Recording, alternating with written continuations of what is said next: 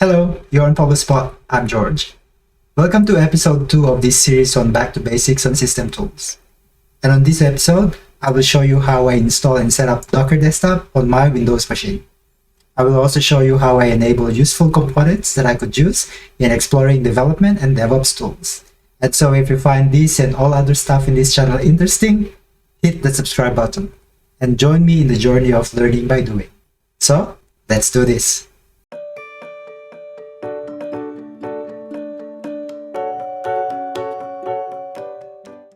I do a lot of Docker related stuff on this channel, so let's go through the steps that I followed to set up Docker on my Windows local machine. Firstly, I need to download and install Docker Desktop for Windows on my machine. So I'm going to open my browser.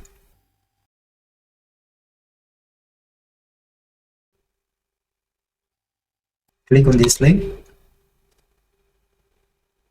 And then click Get Docker button to initiate the download. So once the download is finished, I'll initiate the installation by double-clicking this notification right here.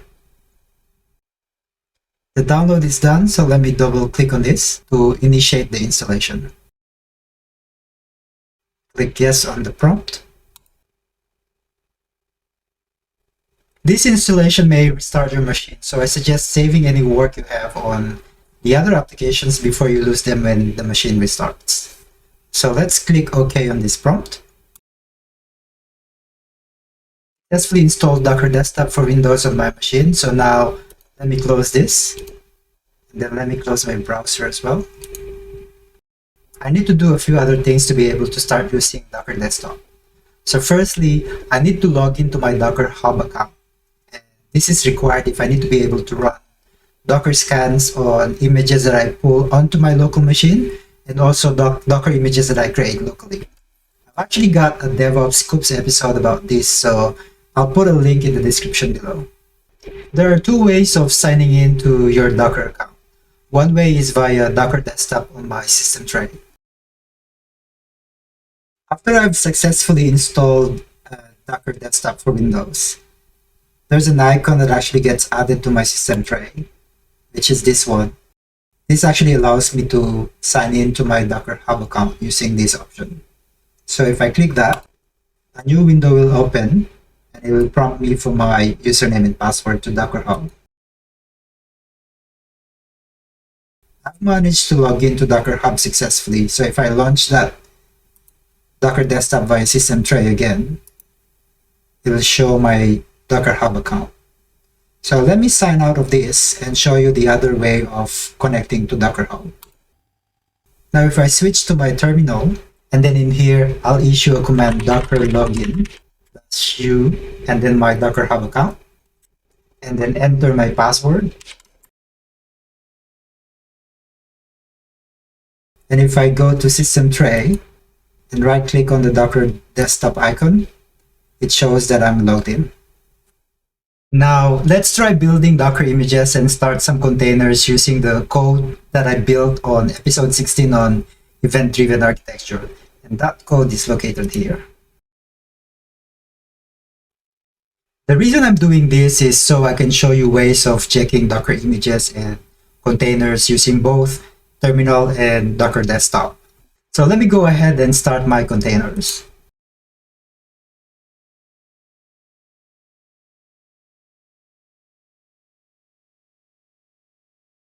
All my Docker images are built and all my containers are up. And if I want to list down all the Docker images on my machine using the terminal, I would issue the command docker images. And if I want to list down all the containers or all the apps that I have started, I will run the command docker container ls.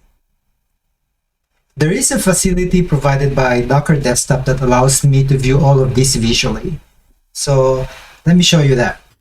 So if I go back to my system tray, to launch the Docker Desktop dashboard, I click on the Docker icon on my system tray.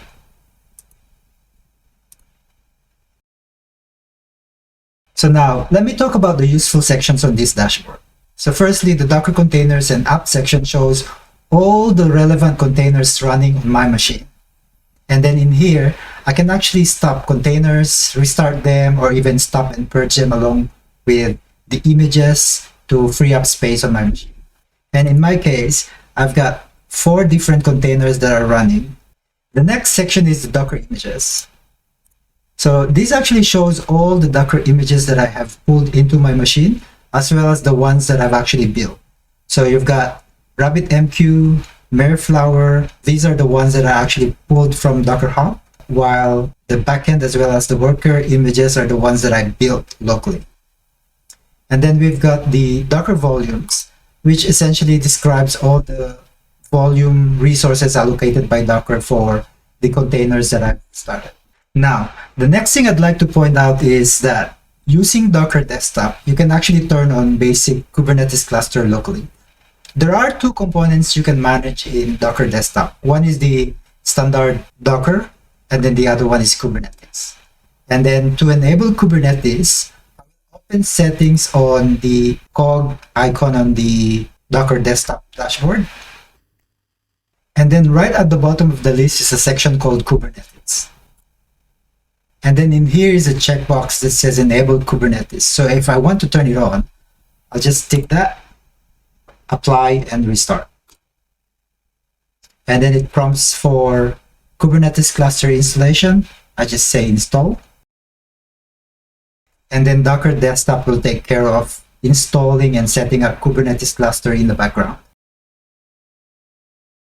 Notice that after enabling Kubernetes, I now have 2 components on my Docker dashboard, and that shows the general health of both my Docker and Kubernetes components. So this is my Docker, which says it's running, and this one is for my Kubernetes. The Kubernetes component of the Docker Desktop also starts a number of Docker containers for the cluster to be operational. So if I go back to my Docker dashboard, I will have a number of Docker images that have been pulled in to allow my Kubernetes cluster to be operational, which are these ones. And now if I go back to my terminal, run a basic kube control command to check the nodes in my Kubernetes cluster, and I'm going to run kubectl get nodes. This result tells me that I have 1 node running that acts as both the master node as well as my control plane. That's it for today. As usual, share your thoughts in the comments below. Send me some likes and share this video if you think someone else might find it useful. And if you could, subscribe and help me spread out the word about this channel. Stay tuned for the next episode where I show you how I configure one of my favorite IDEs on my machine. That is Visual Studio Code.